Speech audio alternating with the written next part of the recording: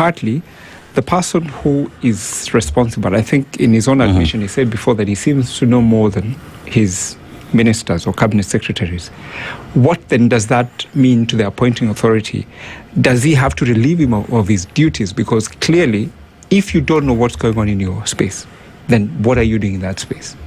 Well, in my view, if there's any public servant of rank who is acting in a manner that is not aligned to our national and public interest, then he must be fired. Because you see, the only reason why you've been appointed to this office is to serve Mora. Exactly. But if you're stealing from Mora, then what are you doing in office? Yeah. However, at some stage, because we say now Kenya, we respect the rule of law and order, then they must go through the legal process and find out if there's criminal liability or if there's a pecuniary liability, and they suffer from that. And in my view, this is the best time for President Ruto to demonstrate his anti-corruption credentials. Yes. Because here is a scandal that most Kenyans can relate with. Actually, not most Kenyans. All Kenyans can relate with. They can even touch. Yeah. Because every single Kenyan needs these energy products. Now, if by the action of these three public servants of rank, they are going to cause inflation in Kenya. They are going to make people sleep on empty stomachs. And for me, in my view, it's not sufficient to resign. Precisely. They have to be punished. Resigning is not sufficient.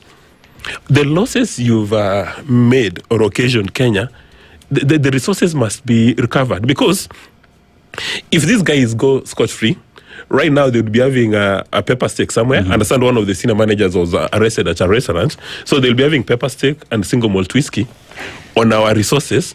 And then every other public servant of rank will know there's a very strong incentive for me to engage in corruption. Because what is the worst case scenario?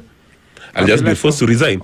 Although, again, you need to establish, did they actually resign on their own motion, or they were just given a letter to, a resignation letter to sign? I mean, the reason why I put the cabinet secretary right at the center of this is because let's look at the entire discourse when we talk about this energy, right? The fuel products that are coming into the country. This is a process that started way back. And as a cabinet secretary, who first of all, every 14th of April, every 14th of every month, right, we get fuel estimates. Yeah, right. Fuel prices will be announced by EPRA, and remember, EPRA DG has been sent packing. He's in court. Going through the processes. So as the cabinet secretary, who that every month I will have to tell Kenyans at what price they will be buying petroleum products for, there is no way one would say that he would not be aware of what is happening. Because then again, you also have to be aware of what is happening